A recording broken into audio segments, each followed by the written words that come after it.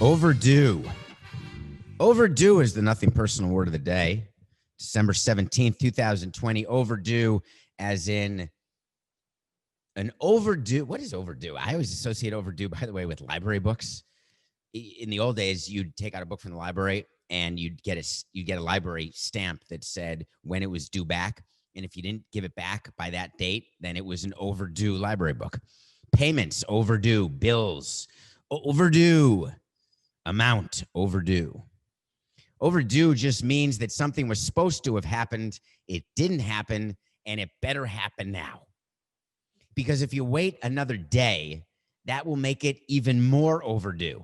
Sometimes things are so overdue that you just say, screw it, just keep the book.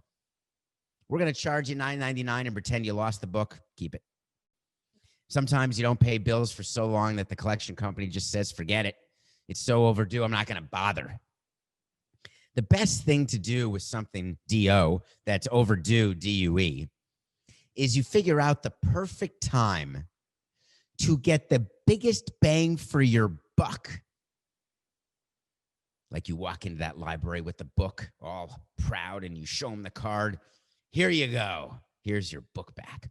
Or when you pay a bill, you write a little note, final payment. Or here you go, a-hole, when you're paying a bill that you don't want to pay, an overdue bill. What was overdue? Why is it the word of the day? It's actually something far more interesting, far more serious, far more controversial. Except baseball's trying to make it not controversial. They're trying to make it as though this was overdue, the recognition of the Negro Leagues. What happened? Back in the 20s and 30s and 40s, and even after that, even when Jackie Robinson broke the color barrier, you know that Jackie Robinson was the first black player to be allowed to play Major League Baseball. Major League Baseball was all white, not because there were no good black players. They were all white because they were all racist, and they didn't want black players playing in Major League Baseball. So they gave black people a different place to play, and it was called the Negro Leagues. And they would play baseball, and they'd hit home runs, and they would get base hits, and they'd strike people out. And they went on their way and played. As the years passed and racism became less accepted, the Negro Leagues started to gain more and more recognition. There was a museum that I've been to, actually, and I'm totally blanking, but I want to say it's in Kansas City. Oh, God, Coca. Is the Negro Museum in Kansas City? It's in a city where with barbecue, because I know that I went to get a meal after going to the museum that was famous. So that could be St. Louis, maybe, or it is Kansas City. Thank you, Coca. I'm not even a big foodie, and I associate my visit to the Negro League Museum with having an amazing barbecue meal, which is not to say anything bad about either the meal, the city, or the museum. So anyway, there's museums. There are a lot of attention. I got a chance to meet and get an autograph from Buck O'Neil, very famous Negro League player. I got a chance to sit and watch games with Andre Dawson and talk to Andre about the Negro Leagues. And I got to speak to D. Gordon about it, who had a big interest in it, obviously, because he was a learned player. And what I knew about them was that there were a few good players, but my knowledge was really based on Satchel Paige. And I had not really spent much time learning about Josh Gibson or even Buck O'Neil until I met him. Isn't that what you do when you meet someone? All of a sudden you learn about them, and then that sort of makes up for the inadequacy of not having known them beforehand, but you learn about them after, and then you go back in time and say, my God, I'm pretending that I knew about you when I met you, when in fact I only learned about you after I met you, and I pretended I knew about you when I did know you and meet you, and I feel like crap about that. Am I the only one who does that, Coca? So baseball decided yesterday, and it's a very interesting decision. The Negro Leagues will now be considered Major League. What does that mean? That's very bizarre. It's sort of like ex post facto decision. Whatever you did in the Negro Leagues, you are now counted as a Major League player. I wonder if that goes for pension for people who are in the Major Leagues, the Negro Leagues, for over 10 years. Is MLB going to now give them full pension rights if any of them are alive? or to their families, descendants. They're certainly not going to get, after the fact, any money like the major league minimum at the time. Are they going to pay back in reparations so that they all would have earned the minimum? No, I doubt they're doing that. Turns out all baseball's doing is getting a PR moment out of this, but they manipulated it to a point where none of the real major statistical records will change. They get to say that they are being woke and that they are doing something that's long overdue. And I ask again, for the second time this week, what changed between now and 2 years ago and 4 years ago and 10 years ago? Nothing, except a pressure to get any sort of positive spin for what you are doing from a racial and racism perspective. That's changed. It's necessary now for leagues to do things that they only aspirationally talked about before. So they sit down and they say, all right, let's just make sure we think about this and do this right. So we're going to announce the Negro Leagues, our major league. We'll have a statement by Rob Manfred. I didn't see any statements at all as part of their release from any of the current African-American players. I didn't see any statements as part of the release from any of the people in the alliance that I know that Giancarlo Stanton's a part of, as well as Torrey Hunter, et cetera. I didn't see any release or any statement from Hank Aaron or any of the Hall of Famers, any of the Black Hall of Famers. What I saw was a statement that talked about overdue. That was the quote. Talked about what they're doing with stats. So here's what it is. If you played in the Negro Leagues from 1920 to 1948, the view is you should have been in the major leagues. But if you played in the Negro Leagues from 1948 and on, that was more like the minor leagues, because once Jackie Robinson was able to become a major leaguer and the Dodgers signed him to play in Brooklyn, then there were plenty of opportunities for black players. Therefore, the Negro Leagues became more minor leagues. So we're not going to give minor league stats major league significance. Okay. What does that mean? That means that Hank Aaron and all the home runs he hit in the Negro Leagues don't count. That means that Satchel Paige is going to get quite a few more victories and is going to go up the career list. It means that Willie Mays actually gets a few more hits, a few more home runs. It means that Josh Gibson has a couple hundred home runs now, when in fact I think he may have had 5 or 6 or even fewer, Coca, in the big leagues. But what does it actually do for improving the two things that we heard about this week? Kenny Williams is the only African-American president of baseball operations. There was a big article written that with the firing of Mike Hill and the hiring of Kim Eng and Dave Dombrowski and the guy named in LA, can you imagine? I can't think of his name. I wanted to say it's Peter, but I can't think of the new GM of the Los Angeles Angels right now, Coca. All of the hirings, and Jared Porter in New York. There's not anyone else African-American.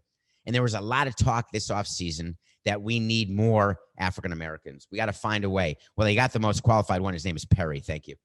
Oh, I get it. Perry Mason, as in Scott Boras saying Perry Mason. His name is Perry. Thank you, Coca. That was from yesterday's show, folks, in case today's your first day listening to Nothing Personal, in which case, welcome to the show. So what's interesting is that all of the talk that we have to do better, we will do better, we need to do better, we're going to do better, they did worse. Kenny Williams is so frustrated with the lack of hiring of anybody African-American into positions of power on the baseball side that he's really sort of giving up. Mike Hill is not going to give up. Mike Hill should be running a baseball team, and if he's not this year, hopefully he will next year. But what baseball loves doing, and I'm sorry to say this. No, I'm not. I'm not in baseball anymore. This is what I do on Nothing Personal. They needed a black victory. And to do it, they chose this as the moment to release the fact that the Negro Leagues will now be considered the major leagues. And then they manufactured the years that they were going to do it. They had a bunch of people saying, we thought about this long and hard. We talked to a bunch of different constituents. We talked to historians in baseball. We talked to this, we talked to that. It's all a crock of crap. They've been able to do this for years, but to do it now, they had to, because to them, for whatever reason, and I know the reason because I used to be in the chair, when you can't deliver what people want, you deliver what you can give, and you tell them it's what they need. It's the oldest trick in the book. You tell somebody you want something, you don't get it, and you say, hey, be thankful for what you have. That's what your parents would always tell you. There's always someone richer, there's always someone poorer. You can't always get what you want, the Rolling Stones said. But if you try sometimes, you get what you need. Baseball here is trying to make amends for decades of inaction, centuries of racism, systemic and otherwise. But now it's all solved because the Negro Leagues are officially, and everyone's coming out, especially those in the white media, saying, what a big moment. So important. Finally giving them the recognition they so richly deserved. And it's not that my take is that they don't deserve it. My take is I don't like giving credit to people who are doing something that should have been done long ago, and the only reason it wasn't done is they weren't forced to do it. And now they feel because of 2020 they're forced to do it, so maybe that's a positive. Maybe I should take a different view, Coca, and I should say, you know what? Be a consequentialist, which I generally am. Be a consequentialist. Don't worry about the fact that baseball felt they were forced to do it. Don't worry about the fact that this is purely a PR stunt trying to cover up the reality of what is an absolute disgrace in terms of hiring of qualified Black individuals in positions of power. Instead, say how great it is that the moment came because you know what? It could have been worse. Be a glass half full guy. Look, my water bottle is 1/4 empty. Be the 3/4 full guy and say, it happened today, and let's keep going. Okay. The Negro Leagues have gotten long overdue recognition. Let's keep going. I don't know how to segue that to the NFL, Coca. You keep teaching me transitions. We speak after every show. You tell me everything I did wrong, what I did right, which, by the way, makes the post-show conversations very short. Here's what you did wrong. You've got to find a way to keep listeners engaged by transitioning to the next topic. When you're talking about the Negro Leagues, find a way, Samson. That's your job. That's why you're paid more than I am. Find a way to talk about Roger Goodell and the owners' meetings that were done virtually in Dallas, where they didn't vote on doing a 17th game in the NFL next season yet, and they didn't vote to reduce preseason or keep preseason the same. Find a goddamn way, Samson. Okay, here's my segue. Nothing personal. Word of the day is overdue. You know what else is overdue? The NFL owners admitting that they want to keep preseason exactly where it is because they get paid, because season ticket holders have to buy tickets to those preseason games when they buy season tickets. So owners like Jerry Jones will never be in favor of reducing the number of preseason games in order to add a regular season game, because it will cost them extra money, because the cost of a preseason game is the same as the cost for a regular season game. Okay. Did that work? Was that acceptable? Well, the NFL owners met virtually and they decided to delay two things. One, as I said, remember the deal they cut with the union in the NFL, that in 2021, they can add a 17th week. Remember all that? The big stars said, we don't want a 17th week. We get hurt. We don't want to play. We're not getting paid enough for it. And meanwhile, other players said, we'll do it because eventually our salaries are going to go up because the NFL is going to get more money. It's an extra week of broadcasting and we get to share in the revenue. So the cap will go up and yada, yada, yada. Well, meanwhile, the NFL, all they had to do, because they have the right under the collective bargaining agreement to add the 17th week, All they had to do was a perfunctory vote of the ownership, and all of a sudden there'd be 17 weeks of football. All of a sudden, to be undefeated, you have to be 17-0. All of a sudden, if a team doesn't win like the Jets or Lions or Browns, their 0-16 record would be no longer a record because eventually they'll be an 0-17 team. Why in the name of Heavenly Father and all that is sacred to your checkbook did the owners not approve a 17th week? And the reason why they deferred the vote is that Roger Goodell and the other owners on the labor committee knew very well that the 17th game is leverage in negotiating with the players over what is going to be another labor negotiation before the start of the 2021 football season. The NFL was only too happy to play in front of a few fans this year. Next year, they will not be. They will demand that there is full capacity, and they're not going to want to play until they can get full capacity. The NFL is more than happy this year to have a great PR announcement. We are happy to say that all first responders who have already been vaccinated, we're inviting them as guests to the Super Bowl. And they come off all great. We're taking care of first responders like their commercial they did before the virtual draft where they did that whole ode to first responders.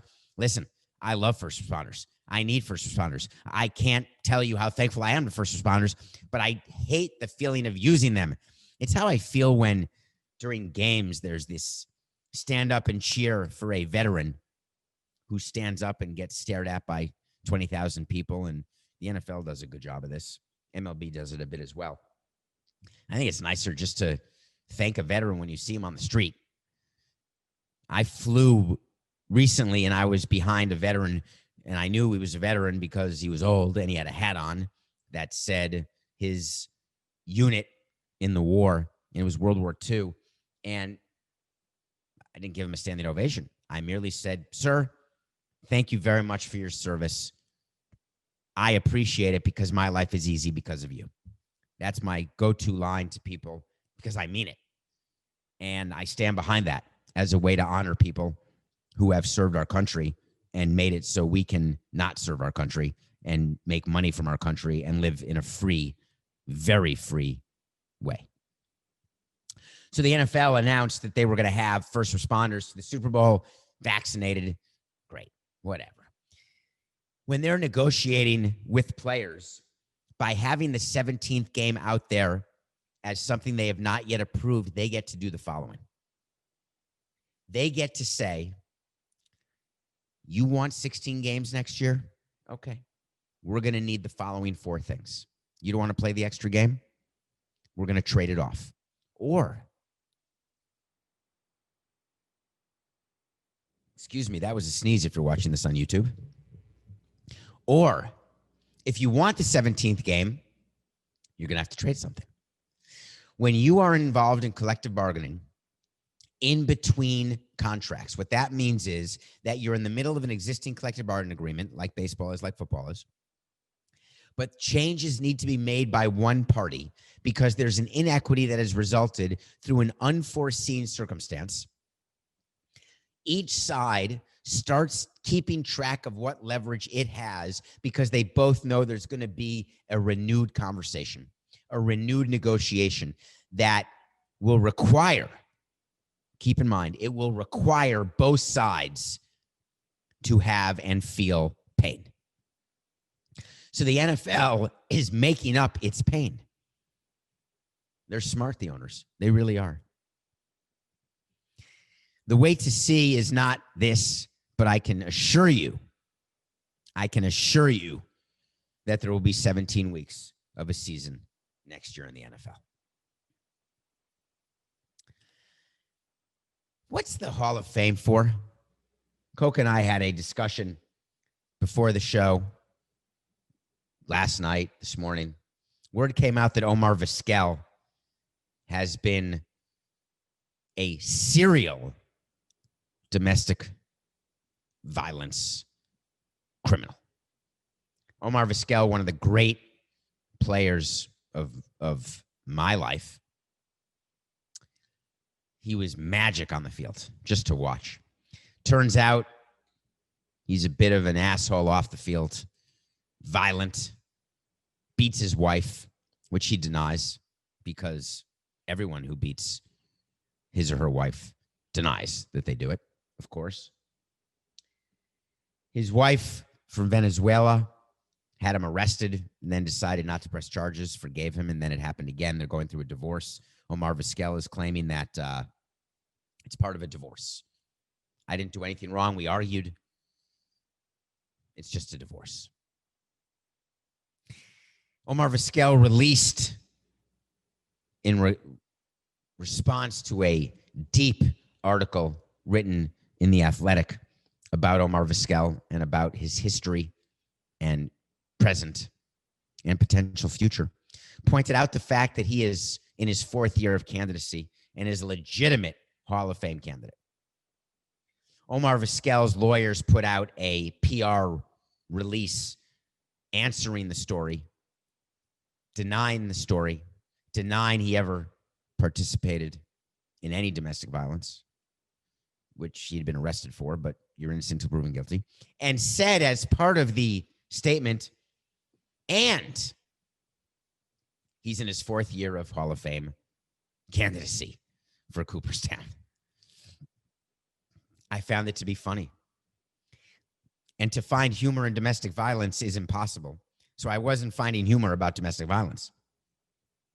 I was finding it funny, as I always do, when I find a level of tone deafness that is ear-splitting. Because you're good at baseball or any sport, or good at your job on Wall Street, or good at inventing or writing or running or jumping, what does that have to do with the fact that you are a criminal who beats your spouse? I'm just not sure I'm understanding the difference. Are we supposed to feel sorry for Omar because he's in his 4th year of Hall of Fame candidacy and that his wife, who is divorcing him and is obviously trying to extort him by making this up, which is what the claim is, that we have to remind people that we're in the right because we never did anything, and by the way, we're good at baseball? So Coca, before the show, says to me, by the way, when you talk about this, you just think about, and I do spend time, because that's what the show is I think about stuff to talk about, and then we talk about it, and then I think about what I want to say and how I want to say it, and then Coca says, think about it from this angle and that angle before you sort of decide. Why are people who are POSs off the field considered Hall of Famers? Why should they be in the Hall of Fame? Example, O.J. Simpson. Why should he be in the Hall of Fame? Example, Curt Schilling shouldn't be in the Hall of Fame because he's such a bad guy. Omar Vizquel, if he's guilty of this, should not be a Hall of Fame candidate. And my question to you, the listeners and viewers of Nothing Personal, is this. When you consider a player and his career, do you bifurcate his on-field accomplishments and his off-field life? Is Josh Hamilton a worse player because he was a drug addict? Is he a worse player because he beat his kid? Is someone a better player because they win the Humanitarian of the Year award? Is Adam Wainwright more a Hall of Fame pitcher for you because he won the Roberto Clemente Award this year and said that winning that award was more important than anything I've done on the field, including winning a World Series? No. What a player does on the field is what determines that player's Hall of Fame candidacy. I never agreed with players not being in the Hall of Fame because they rubbed writers the wrong way. They weren't nice enough. I had a lot of talks with Barry Bonds about this. Barry Bonds believes that he was not in the Hall of Fame not because of steroids, because he wasn't nice to writers. He was grumpy. And I would say to him, I don't really think that's true, because I think that writers generally can look past the fact that you're mean, can look past the fact that you didn't want to talk to them, can look past the fact, like Greg Popovich, he's not nice to reporters. And he's a guaranteed Hall of Famer. The reason you're not in the Hall of Fame is that Hall of Famers don't want to put you in because of the steroids you did. And then he'd talk about the fact that, well, other people are doing it too. How come Mike Piazza's in the Hall of Fame, as an example? Or Pudge Rodriguez? And the answer is that there are too many people who do value at too high a level off the field foibles. Is there a difference between steroids and domestic violence? That's what I've been fighting with. It's an easy fight. Yeah. There's a difference between murder, like what O.J. Simpson did, and gambling, like what Pete Rose did. There's a difference between gambling on your own team and being a conservative the way Curt Schilling is. To not put someone in the Hall of Fame because of their political views, when does it stop? You don't get to be in the Hall of Fame because I don't like the way you think. I don't agree with your points of view. Aubrey Huff is a man who I hold in great contempt. I have disdain for Aubrey Huff. He's a misogynist. I don't have disdain for him because he's pro-Trump. I have him in full contempt because I view him as someone who is racist and hates women. But the reason he's not in the Hall of Fame is that he was a bad player. I don't know how to end this, Coca, because it's never going to end. The debate over on-field versus off-field, he brought Lawrence Taylor up pregame, folks, and said Lawrence Taylor cannot be considered the greatest linebacker in history because he liked having sex with underage women, and he's a drug addict. The greatest linebacker in history. I didn't say he's the greatest person in history. I didn't say he's not a pedophile. I merely said he's the greatest linebacker in history. That's it. I don't know where you go with this, Coca. I don't think that that's the type of argument. You know the type of argument we have where I'm never going to convince you, you're never going to convince me, and then we use that line, well, we're going to agree to disagree. That is what people say when they're having an argument and they're just tired of the discussion. We'll agree to disagree. We're going to go our separate ways. That's another expression people use. Let's just go our separate ways. That's like what a breakup is, right? We're going to agree that we're never going to agree. We don't see each other the way we used to see each other. I don't see you the way you see you. You don't see me the way you used to see me. So we're going to part ways. So, Coca, let's agree to disagree, because having this debate with you, I am never going to change your mind about Lawrence Taylor. And you are never going to change my mind that Lawrence Taylor is not the greatest linebacker in history, with a quote and an emphasis on linebacker. James Harden is one of the great scorers of all time. I don't think we can dispute that, right? He is one of the great scorers of all time. He's won an MVP. He's been in like the top 4 for MVP for years. I'm going to say like 4 straight years, or 4 out of 6, or 5 out of 6, or 4 to 6, something outrageous. James Harden is one of the best players in the NBA. James Harden, it's coming out, is one of the biggest selfish guys in the NBA. Teammates can't stand him. Russell Westbrook couldn't stand him. He's gone. Chris Paul couldn't stand him. See you later. Dwight Howard couldn't believe that James Harden was running the show in Houston the way he was. See you later, Dwight Howard. An article came out yesterday saying that James Harden is out of control. I talked about this on Lebitard today. I did the local hour today, Coca.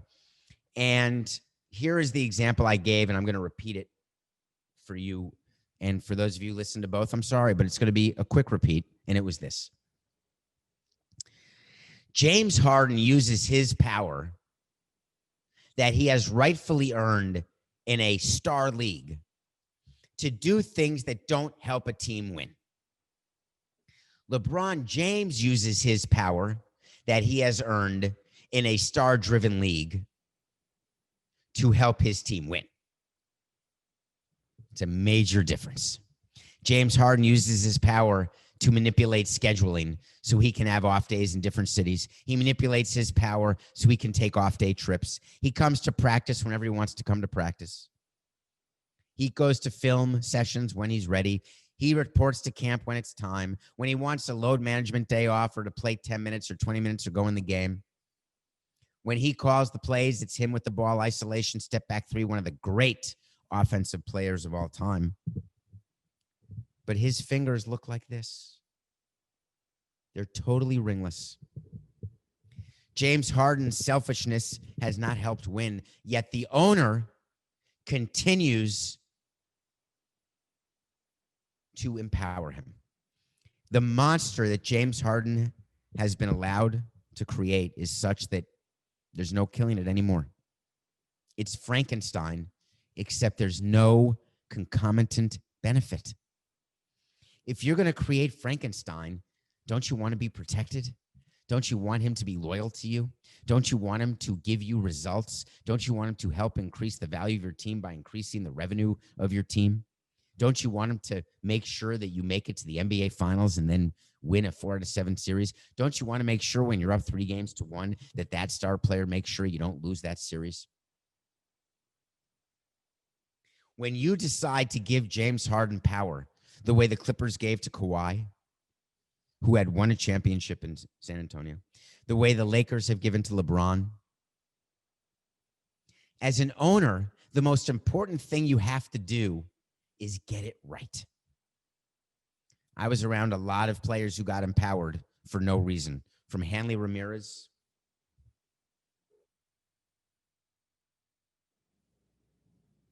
to Logan Morrison, to Giancarlo Stanton, to Jose Fernandez. Players who were empowered by an owner who meant well. One of the things that Jeffrey did as owner of the team is he wanted the players, he thought the players were artists, and they are. Remember, his background as an art dealer, he spent and was around artists all the time. And he would always say to me, David, you don't realize these players, they don't think like you do. They have a talent that you'll never understand because they're artists. To be able to throw a ball at 96 miles an hour and then a knee-buckling curveball, to be able to hit a home run 450 feet, to have eye-hand coordination, the likes of which you couldn't dream about. It's an art, and you've got to give artists space and creative power. You've got to give them the ability to paint their blank canvas.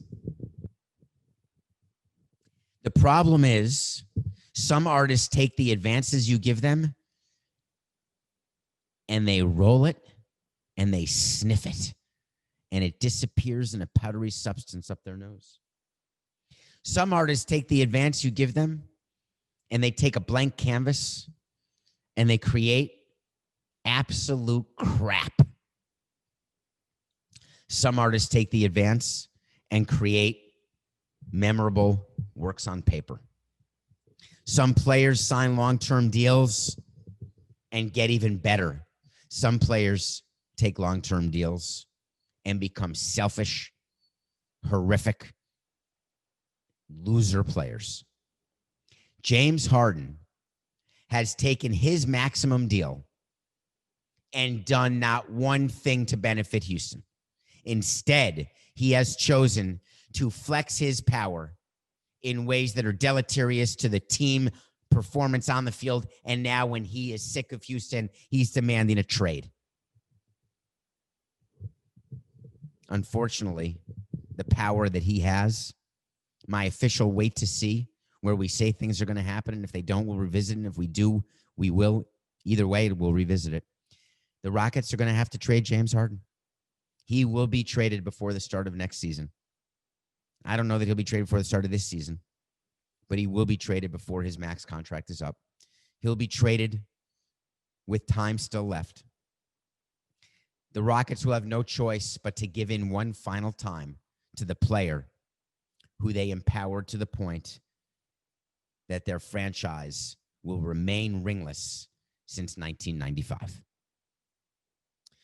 When we come back, we're going to review a movie that Coca said he won't watch, but it's got Meryl Streep. It has James Harden. It's called The Prom. And we're also going to get into the fact that I will never pick college basketball again. Ever. Ever. We'll be right back. Welcome back to Nothing Personal. Thank you for making it through that gauntlet. It's good. It's good. I appreciate you. And I would say this. If you are listening to this, please tell your friends about Nothing Personal. Subscribe, download. If you're watching Nothing Personal, subscribe to the channel. If you're watching the clip anyway. If you're watching the clip anyway, there's like this button that says subscribe. You hit it, and it says subscribed. All right. I watch a movie every day. I go to Netflix often. And if it's trending, I'm watching it. And Coca makes fun of me every time. He literally makes fun of me every time. And he says to me, why do you watch the garbage that's trending when it's all done with algorithms meant to appeal to people at the lowest common denominator of movie watching? And I didn't want to tell him that I just watched a movie called The California Christmas. I can't review that right now because I'm still recovering from the fact that I watched a movie called The California Christmas, and I did watch it. And maybe I'll review it. Maybe I won't. Maybe I will. Maybe I won't. Instead, I watched a movie with Meryl Streep and James Corden. And of course, I'm going to watch this movie because I love Meryl Streep. And it was called The Prom. The Prom was a Broadway musical. They made a movie based on the musical. There are many of the songs that I loved. It was sound mixed wrong on my TV. And I don't know if anyone noticed this if you've watched The Prom. I had to watch it in closed captioning, which is something that Coca taught me to do, where you can watch a movie that's in English in closed captioning, where the words are in English, and so you can hear what they're saying and get the words to the songs. I'm going to have to watch Mank that way. I wish I had known that for like 3 Smoking Barrels and 1 Lock Stock, but that's not the name of the movie, but it's the Guy Ritchie movie. 3 locked barrels and a smoking smoker. 3 stocked smokers and a locked barrel. Coca, what is the name of that movie? And Snatch and movies like that where you need to understand it. So The Prom is a musical. Meryl Streep is a singer. James Corden is a singer. I am quite annoyed that there is a lot of pushback at the moment, and I want to spend a few minutes on this. Lock, stock, and 2 smoking barrels. Thank you. I was close. There was lock, and there was stock, and there was smoking.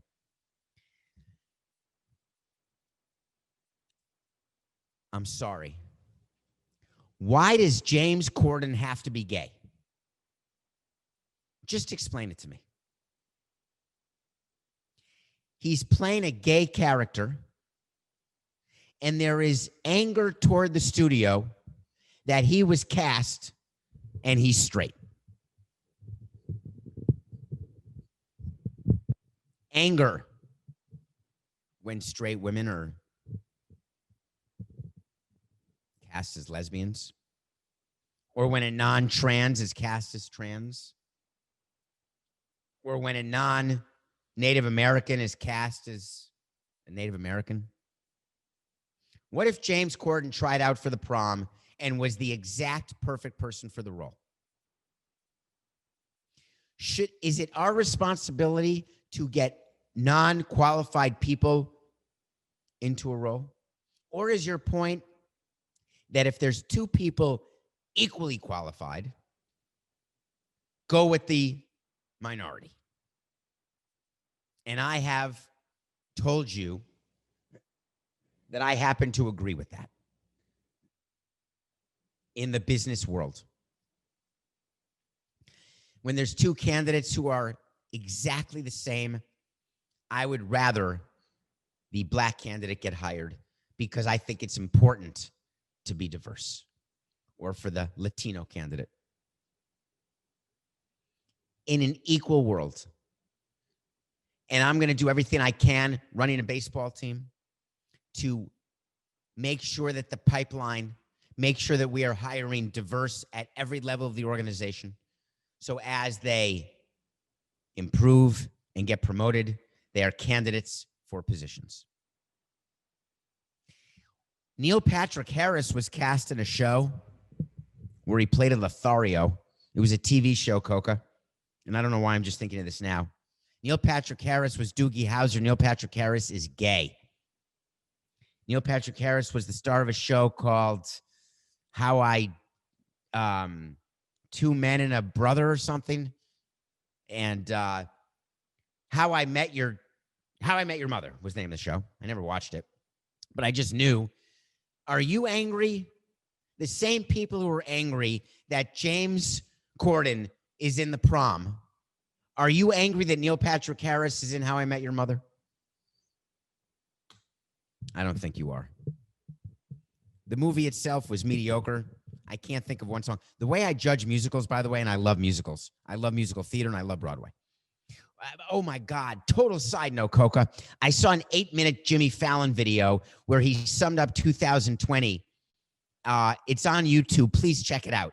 It's 8 minutes. Jimmy Fallon, along with the guy from Book of Mormon, who was just in another movie that I think I reviewed or watched, or I may not have reviewed it yet. And his name is, I want to say James Runnels, but I may have the name wrong because I'm thinking about James Corden. It could be Jonathan Runnels and James Fallon. Jimmy Fallon did an 8-minute video that goes through Andrew Rannells. Thank you, Coca. Andrew Rannells went through and did a video on The Tonight Show. And it sums up the year in a way that is brilliant. So check it out on YouTube and you'll be happy. James Corden, the guy who was in Begin Again, great movie, and has his own show at night, and he's the host of some award shows. So he's in this movie. It's totally mediocre, but you ought to check it out. And the reason you ought to check it out is I want you to let me know, oh, Andrew Rannells is in the Prom. Thank you, Coca, for helping me. Thank you for helping me. I knew I had just seen Andrew Rannells in something, and I did. He was in the movie we're reviewing today. God, I make me laugh sometimes. Sometimes this is your brain, and then you crack 2 fried eggs. This is your brain on drugs. I often feel like the pan receiving the 2 fried eggs saying, oh, no, don't put the drugs in today. No, not today. Please try to remember who was in the damn movie you watched 2 days ago. But alas, I didn't. I want you to watch The Prom because I'd rather you think to yourself, A, Meryl Streep is so talented, it's ridiculous. B, Nicole Kidman is awesome. C, James Corden is talented. D, do you have to be gay to play a gay character?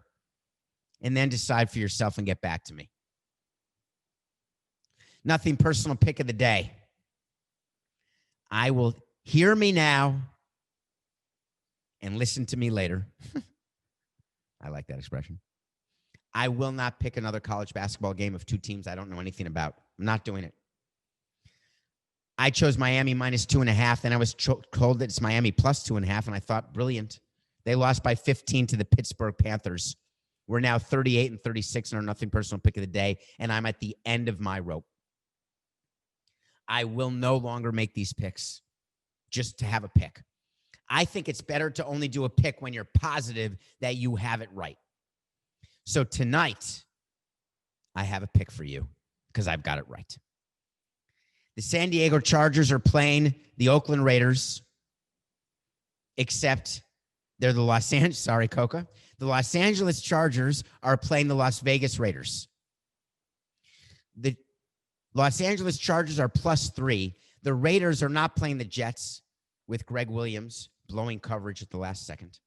Why the Raiders are favored by 3 over the Chargers is record and quarterback related. Isn't Herbert the quarterback of the Chargers?